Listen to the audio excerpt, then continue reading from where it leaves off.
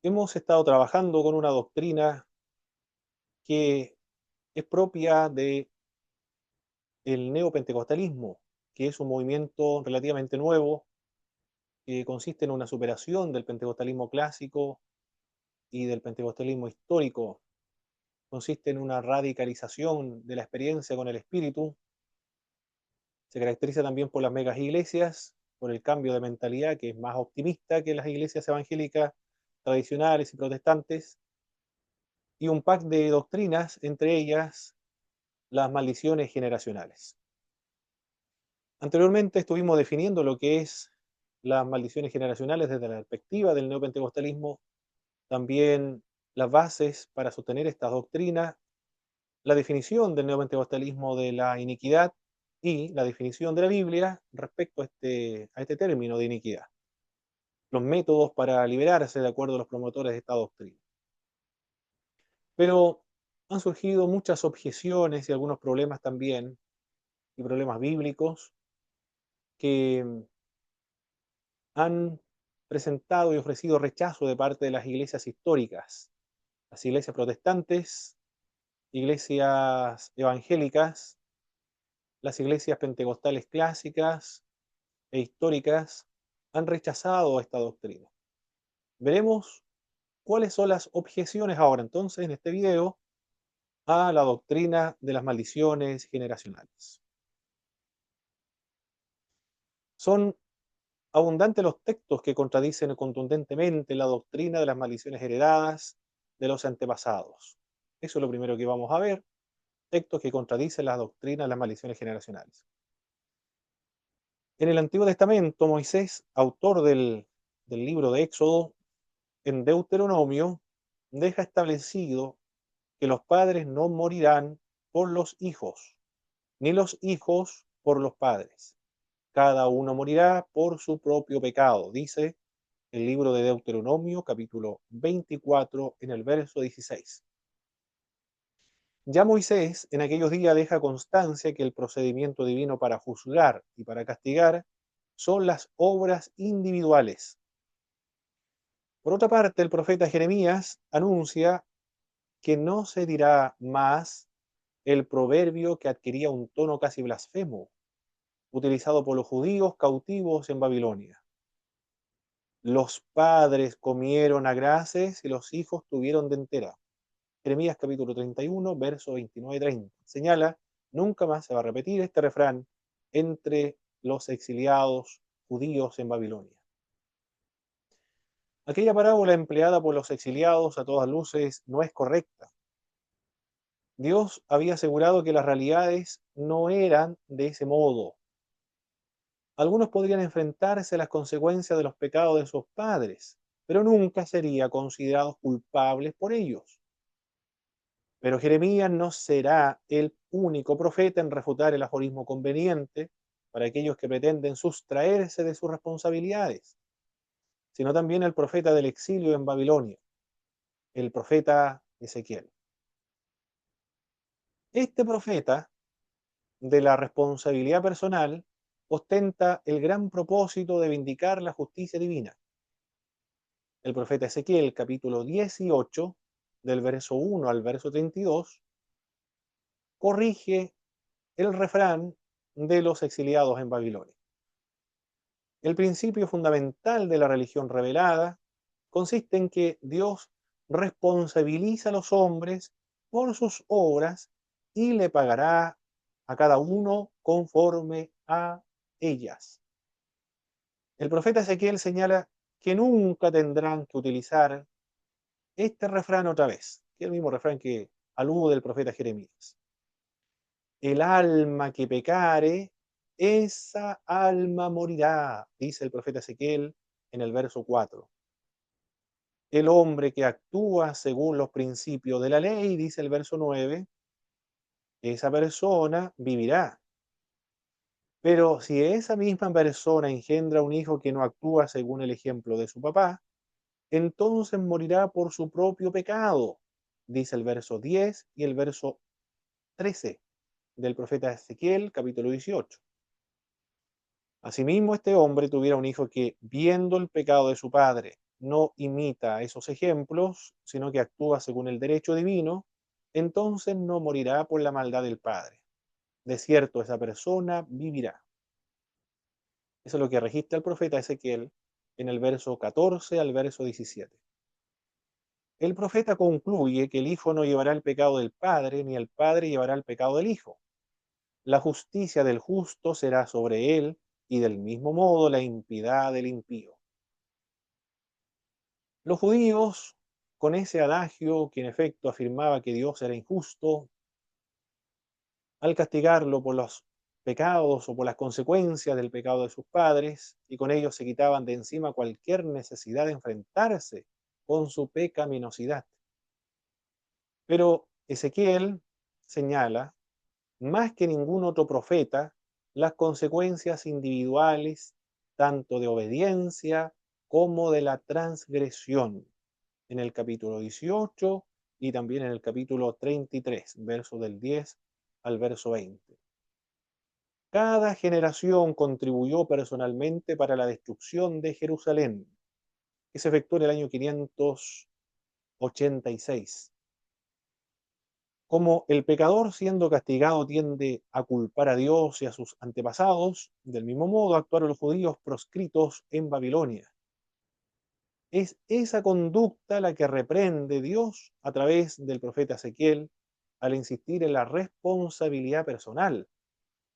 Así como Adán culpó a Dios por la mujer que le proveyó, y ésta por su parte culpó a la serpiente por haberla hecho pecar, así también esta enseñanza culpa a Satanás, las maldiciones y a los ancestros por los pecados que la naturaleza carnal incita a cometer, como si estuviera preordenado, sentenciado por alguna fuerza mística a rebelarse contra el Señor.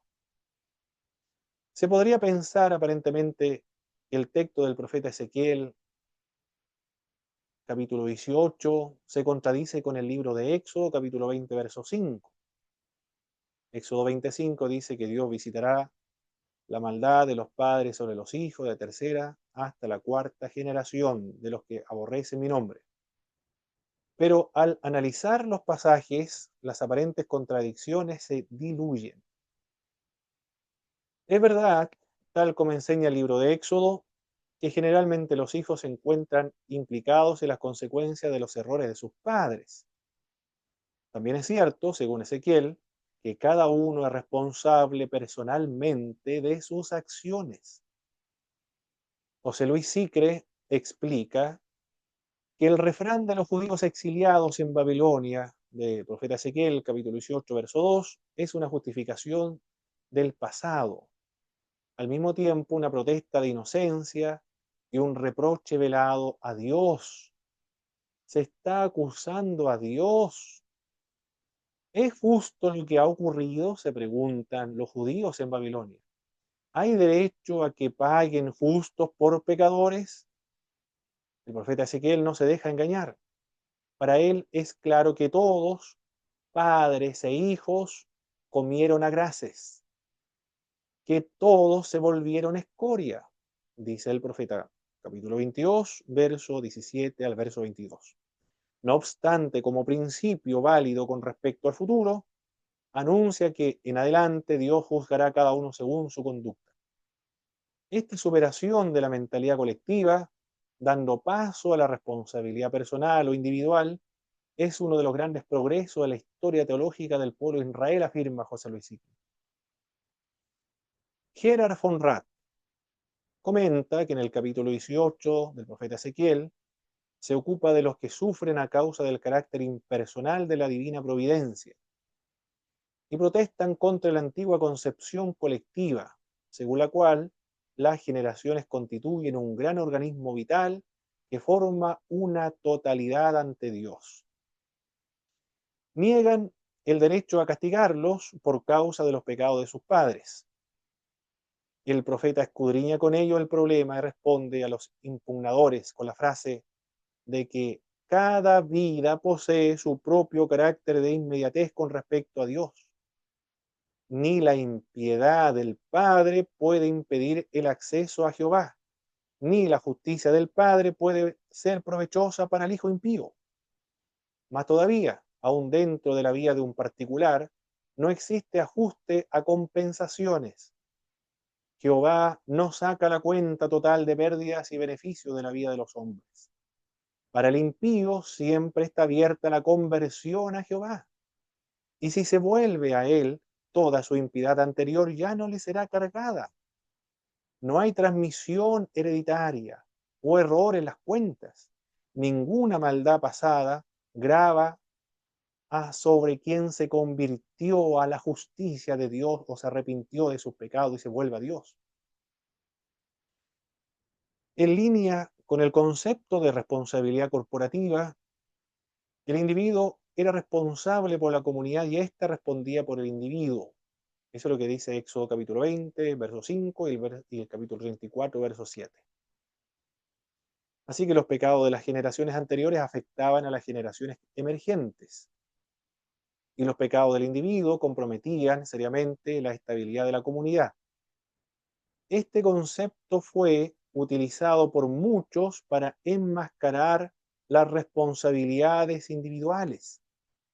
La teología expuesta por el profeta Ezequiel no constituye una nueva propuesta, sino una invitación a reflexionar sobre las responsabilidades personales, según lo que enseña y lo que menciona el libro de Deuteronomio, capítulo 24, verso 16. El profeta recuerda que todo el que peque merece la muerte. El alma que pecare, esa morirá. Cada individuo responderá por su propio pecado. Ya la sociedad responderá por el pecado social. Es característica de la falsa doctrina citar solo algunos pasajes bíblicos y pasar por alto otros pasajes.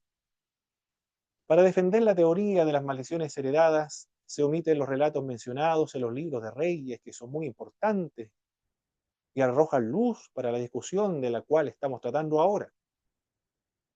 En aquellos libros se analiza las obras de los reyes. El rey Acaz, según lo que nos menciona estos libros, el rey Acaz hizo lo malo ante los ojos de Jehová, de tal forma que sacrificó a su hijo en fuego.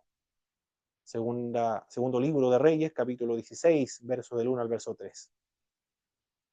Pero su hijo, el rey Ezequías, no fue condenado, no heredó los pecados de su padre, sino que hizo lo recto ante los ojos de Jehová por iniciativa propia, sin liberarse de las maldiciones supuestas de su padre Acaz. Esto lo menciona el segundo libro de Reyes, capítulo 18, verso 1 al 4. Del rey Ezequías nació uno de los reyes más virulentos de Judá, el rey Manasés, quien restauró la idolatría que había destruido su padre, profanó el templo de Jerusalén, sacrificó a su hijo en fuego, entre otras abominaciones que nos comenta el segundo libro de Reyes, capítulo 21, verso del 1 al verso 9. De Manasés nació el rey Amón, quien tomó la decisión de actuar conforme a los pecados de su padre. Esto lo continúa relatando el segundo libro de Reyes, capítulo 21, verso 19 al 26. Pero de ese mismo rey nació Josías, que bajo su propia voluntad decidió servir a Jehová y en restaurar el templo y en reformar la religión. El historiador sagrado señala que no hubo otro rey antes de él que se convirtiese a Jehová de todo corazón, de toda su alma, de todas sus fuerzas, conforme a toda la ley de Moisés. Dice el segundo libro de Reyes, capítulo 22, hasta el capítulo 23. Acorde a esta porción bíblica, si hipotéticamente existiera una maldición, es suficiente con la conversión al Señor para quedar libre de ella, sin recurrir a los expertos en demonología o ministerios de liberación, con ritos mágicos, repetir algunas palabras recomendadas. Aunque dentro de la literatura neopentecostal, que enseña la doctrina de las maldiciones generacionales, no se utilice segundo libro de Samuel, capítulo 21, verso del 1 al 9, como base de esta doctrina, cabe la posibilidad de tratar el texto para tal efecto. El pasaje trata del hambre que vino como castigo divino sobre Israel por causa de la matanza de los Gabaonitas perpetradas por Saúl y que fue expiado por la muerte por ahorcamiento de 7 descendientes de este rey. En este episodio, aparentemente, los descendientes sufrieron las consecuencias del pecado de su padre. Menciono este pasaje bíblico porque cuando estuve trabajando con los libros históricos, uno de los estudiantes, cuando hablamos acerca de las maldiciones generacionales, me mencionó este incidente, este pasaje. Por eso que lo abordé y lo profundicé para ver la respuesta que se dan, por qué los hijos de Saúl sufrieron las consecuencias del pecado de Saúl en la matanza de los Gabaonitas.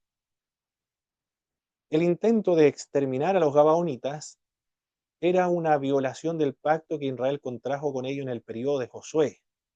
Esto dice Josué, capítulo 9, verso 3, verso 6, verso 15 también.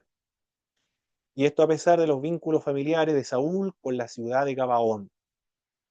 Israel sufrió el hambre como castigo por el pecado de Saúl, porque el rey representaba al pueblo. Y tal vez los israelitas vieron con satisfacción la matanza participando de ese modo en el crimen. Serían entonces los israelitas en general cómplices del pecado de asesinato del rey Saúl.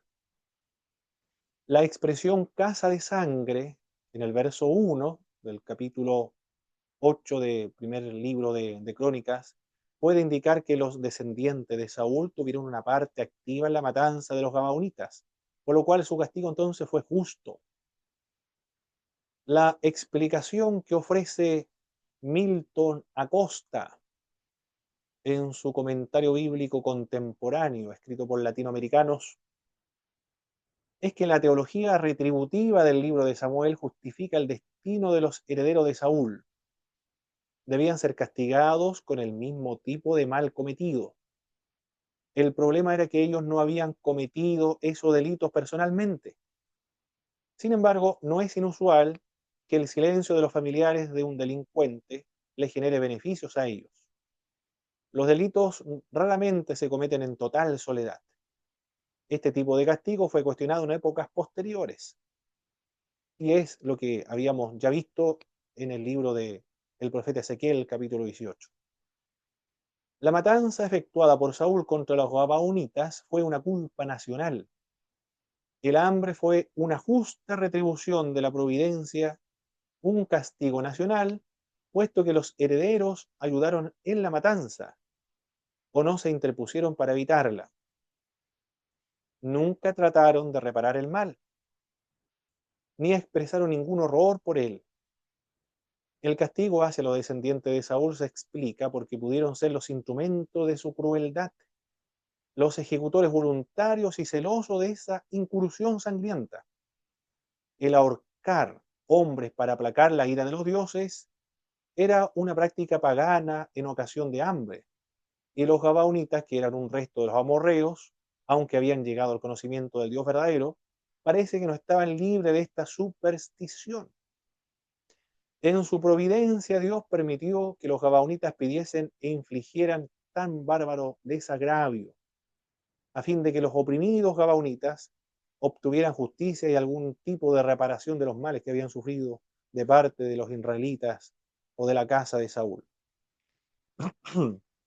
Pues bien, después de analizar los pasajes del Antiguo Testamento, pasaremos a observar ahora los textos del Nuevo Testamento. En el Evangelio de Juan, capítulo 9, del verso 1 al verso 3, al ver los discípulos de Cristo a un hombre ciego de nacimiento, preguntaron quién es el que había pecado, él o sus padres. La respuesta de Jesús fue negativa. Ni él ni sus padres cometieron pecado, sino que las obras de Dios fueron, o para que las obras de Dios fueran manifestadas. Y el mismo autor del Evangelio sostiene en Apocalipsis que el Señor recompensa a cada uno según sea su obra, no según la obra de sus progenitores. Para el apóstol Pablo, los hijos no son culpables ni heredan el pecado de sus predecesores, sino que cada uno será juzgado según sus propias obras. Esto dice el apóstol Pablo en Romanos capítulo 2, verso 5 al verso 6. Cada creyente tendrá que rendir cuenta de sí mismo ante Dios, dice Romanos capítulo 14, verso 10 y el verso 12. En esa misma línea de pensamiento se encuentra Santiago, al señalar que el cristiano no es tentado por Dios, porque el Señor no tienta a nadie, sino que cada uno es tentado, es atraído, es seducido por su propia concupiscencia. Esto dice Santiago capítulo 1, verso del 13 al verso 14. Según Santiago, no es un demonio, ni Dios, ni nuestros propios deseos, sino que son nuestros propios deseos, no externos a nosotros, los que nos inducen a pecar. Pedro revela que Dios juzga según la obra de cada uno, no de las obras de sus antepasados. Primera de Pedro, capítulo 1, verso 17. El Nuevo Testamento no nos ofrece indicativo alguno, ni por ejemplo, ni por orden, ni por advertencia, ni por implicación, de que los cristianos nacidos de nuevo han estado, están o estarán alguna vez remotamente bajo el poder de alguna maldición. Después de analizar entonces los textos tanto del Antiguo como del Nuevo Testamento, que contradice la doctrina de las maldiciones generacionales, ahora voy a pasar a indicar las malas interpretaciones en las que incurren los promotores de la doctrina de las maldiciones generacionales. Uno de los errores de interpretación consiste en utilizar textos fuera de su contexto. El pastor Agreda, por ejemplo, ya citado anteriormente, con una destreza consciente o inconscientemente, solo emplea textos seleccionados para sostener esta teoría. Los pasajes utilizados para argumentar sobre las maldiciones generacionales pasan por alto el pasaje que enfatiza la misericordia de Dios sobre los que le aman y guardan sus mandamientos, según lo que nos dice Éxodo capítulo 20, verso 6. Esta porción bíblica de Éxodo 20 cancela cualquier pretensión de una transferencia de espíritus malignos a los descendientes. Pablo Hoff comentaba que, según Éxodo capítulo 20, verso 5, Dios no castiga a los hijos por los pecados de sus padres, sino en los casos en que los hijos continúen con los pecados de sus ascendientes. Y es precisamente lo que menciona el pasaje, pues el énfasis se encuentra en la frase, los que me aborrecen. Dios castigará el pecado de los padres sobre los hijos si estos hijos continúan aborreciendo a Dios. Pero si los hijos aman a Dios, entonces gozarán de misericordia. Nos dice el propio libro de Éxodo, capítulo 20. Otro error que cometen al momento de interpretar Éxodo capítulo 20, verso 4 al 5, es pensar que los demonios o las maldiciones son los que visitan la maldad de los padres sobre los hijos. Pero el texto muestra que es Dios, no las maldiciones ni los demonios, quien visita la maldad de los padres sobre los hijos. Y solo cae sobre aquellos que aborrecen a Dios. Aquí no habla de maldiciones, sino de castigos por no obedecer. Es más, el vocablo maldición ni siquiera se encuentra en los textos base de la teoría de las maldiciones generacionales. Solo es asumida, se presupone. Pues bien, al momento de interpretar el término visitar, que en hebreo es pakat, se interpreta como un traslado genético, espiritual de iniquidad a los descendientes. Esta es la interpretación del neopentecostalismo. Pero el vocablo no significa hacer una transferencia genética. Su sentido básico es preocuparse por. La nueva versión internacional lo traduce como estar pendiente de. Dios visita la tierra y la riega, de acuerdo a lo que nos dice Salmos capítulo 65, verso 9. Otra acepción del vocablo es visitar para salvar. Pero en otros textos significa visitar para castigar, como por ejemplo el profeta Isaías, capítulo 13, verso 11, y otros.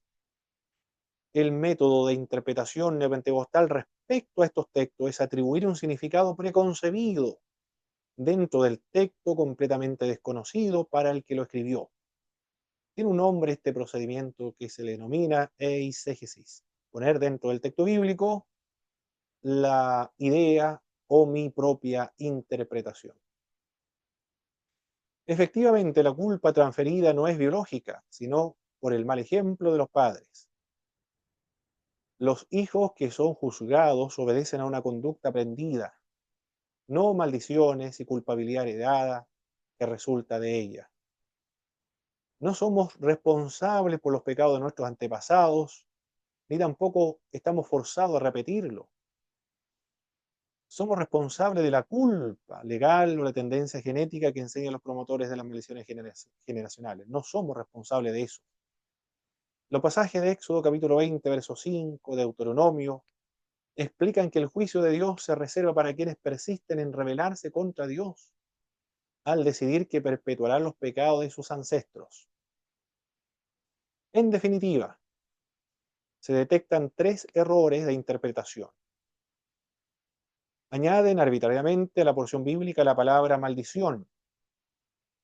Confunden el efecto castigo con la causa pecado y combinan a Dios por Satanás o sustituyen a Dios por Satanás, pues especulan que no es Dios sino Satanás el que maldice.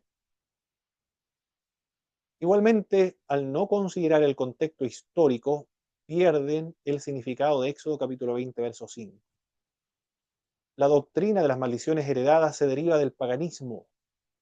Las religiones que circundaban a Israel creían que si un adorador no cumplía con sus obligaciones a su Dios en particular, éste castigaba al ofensor y a toda su familia hasta aniquilarlos completamente. Eso explica la afirmación de Moisés en Deuteronomio capítulo 24, verso 16. Pero al parecer esa idea se infiltró y se arraigó en el pueblo de Dios en la época de Moisés, del profeta Jeremías, del profeta Ezequiel, cuando se encontraban en el exilio babilónico, incluso hasta la época de Cristo. Hemos visto entonces los textos que contradicen la doctrina de las maldiciones generacionales, las malas interpretaciones en las que incurren los promotores de la doctrina de las maldiciones generacionales. Ahora voy a señalar que el que maldice es Dios, y esto de acuerdo a la actitud del ser humano con respecto a las leyes de Dios.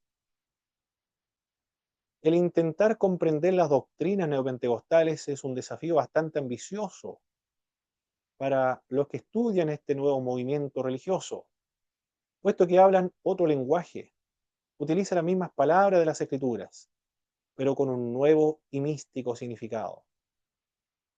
Para dilucidar lo que conciben sobre las maldiciones generacionales, se requiere definir según su punto de vista lo que es una maldición. El concepto maldición se relaciona más con los poderes mágicos de la superstición pagana, equivalente a un hechizo o a un encantamiento.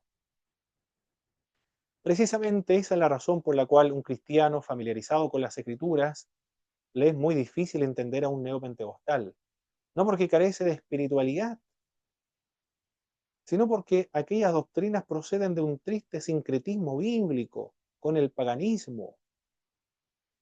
La maldición de Dios revela su justicia que afirma su derecho a exigir obediencia a sus criaturas.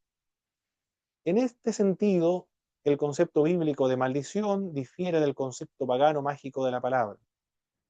Es una expresión de la justicia de Dios que se aplica sobre un sujeto como consecuencia de una decisión personal e intencional de desobediencia contra Dios y que el hombre resuelve ejerciendo su libre albedrío. Cabe la pregunta, ¿quién es el que posee el poder para maldecir según las Escrituras? Dios es el que maldice al ser humano por el pecado. Maldijo Dios la tierra, maldijo a Satanás en el huerto del Edén, según lo que nos dice el libro de Génesis capítulo 3. En Deuteronomio el Señor estableció una larga lista de maldiciones como consecuencia de las desobediencias a Dios, a la ley que Él estableció a favor de su pueblo. Solo Dios se reserva el derecho y el monopolio de invocar una maldición, según lo que nos dice Deuteronomio capítulo 28. Cuando un ser humano maldice es siempre con el aval del Señor. Si bien es cierto, cualquier persona puede proferir una maldición, pero que se lleve a cabo depende únicamente de Dios. En Proverbios capítulo 26, verso 2, se establece que una maldición dirigida hacia una víctima inocente es totalmente ineficaz. Porque si alguien recibe una maldición, es por la desobediencia a Dios y tiene una causa.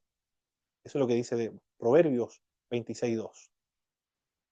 Además, se debe recordar que todo lo que le acontece al cristiano, sea bueno o sea malo, desde nuestra perspectiva, le conduce a un buen término, según lo que nos dice el apóstol Pablo en Romanos capítulo 8, verso 28. Todo lo que le sucede al cristiano, desde nuestra perspectiva, puede ser malo, pero en definitiva Dios lo transforma para bien. Ahora bien, ¿quiénes se encuentran bajo maldición? La Biblia enseña que es el diablo el que se encuentra maldecido por Dios. En el libro de Génesis capítulo 3, versos 14 y 15 lo señala. Consecuentemente, todos los que se encuentran bajo el dominio de Satanás, los que no han nacido de nuevo, porque se encuentran bajo la maldición de Adán y todo el peso de la ley y su fin es la muerte, son los incrédulos. El cristiano es libre de la maldición. El cristiano no es un maldito, no tiene un espíritu de maldición. Esta defectuosa doctrina bajo escrutinio de las maldiciones generacionales de la cual estamos hablando, carece de evidencia histórica. Ni los apóstoles, ni los padres de la iglesia, ni los líderes de la reforma protestante lo mencionan. Es relativamente nueva, ningún creyente anterior a la década de los 80 abrazó esta idea. El cristiano siempre ha creído que pertenece al nuevo pacto. Cristo lo ha liberado de la maldición de la antigua alianza. En la actualidad recibimos las bendiciones de Dios por su gracia, no por los méritos de alguno. El cristiano se encuentra libre de toda maldición por las siguientes razones. El estar en Cristo ha venido a morar dentro del creyente una nueva creación. De modo que si alguno está en Cristo, nueva criatura es, las cosas viejas pasaron, y aquí todas son hechas nuevas. Además, el que ha aceptado a Cristo como su Salvador recibe paz para con Dios. Igualmente se encuentra libre de las consecuencias del pecado. Es bendecido con toda bendición de parte de Dios. Pablo en el libro de Gálatas indica que Cristo murió para redimirnos de la maldición de la ley. Por lo tanto, no hay ningún cristiano que esté bajo alguna maldición. Explicación del pecado de los padres que se replican en los hijos. Vamos a ver en este último punto. Los pasajes utilizados por los predicadores de las maldiciones generacionales se refieren al ciclo y de patrones de comportamiento negativo influidos psicológica y socialmente, que tienden a ser repetidos de una generación a otra. Por ejemplo, el alcoholismo, el abuso conyugal, la cólera, entre otros. Por tanto, la educación que recibe el individuo, no Dios, es responsable de una determinada conducta. No existen elementos sobrenaturales en ello. Esto es un fenómeno de la naturaleza humana. Aprendemos del ejemplo y de la influencia. Tendemos a realizar lo que hemos aprendido por el ejemplo de otros. La Escritura, sin embargo, afirma que la maldición es sobrenatural, es un atributo exclusivo de Dios. Esta conclusión es la misma a la que llegó Luz María Riveros en su trabajo de investigación presentado por ISUM, Instituto de Superación Ministerial de las Asambleas de Dios, al señalar que las maldiciones no se heredan. Cada quien enseña o influencia sobre sus hijos con su ejemplo de conducta. Lamentablemente, los teóricos de las maldiciones generacionales no lo consideran solo como un fenómeno de la naturaleza caída del hombre. No consideran estos pecados como patrones de conducta adquiridos, un efecto natural de la naturaleza humana degradada, una manifestación de la naturaleza pecaminosa, hábitos de un pésimo trabajador o como consecuencia de la crisis económica que predomina en el mundo. Para los promotores de las maldiciones generacionales, los cristianos que viven en situaciones adversas no son responsables en absoluto, sino que son pobres víctimas de maldiciones heredadas de sus antepasados. A nuestro parecer, el neopentecostalismo confunde maldiciones generacionales con influencia parental. Confunde al cristiano que se encuentra viviendo en la tierra, sujeta a su naturaleza pecaminosa, que experimenta el sufrimiento de la vida como todos los demás, que habita no en el mejor estado de cosas, con el cristiano que se encontrará viviendo en el paraíso en su estado de glorificación eterna.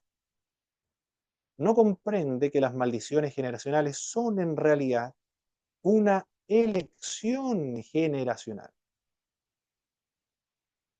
Pues bien, hemos concluido esta primera parte de las objeciones a la doctrina de las maldiciones generacionales. En el siguiente y tercer video estaremos viendo las consecuencias negativas de la doctrina de las maldiciones generacionales. Somos el Instituto Bíblico Pentecostal del Sur. Tenemos filiales en Puerto Montt, en Alerce, Puerto Montt, en Temuco, en Talca y online a nivel nacional. Las clases las iniciamos este año 2025, el 1 de marzo, el día sábado en Alerce, y el 5 en Temuco, y durante la primera semana de marzo 2025 inicia las clases en todas nuestras filiales. Que el Señor le bendiga y les guarde. Bendiciones, mis queridos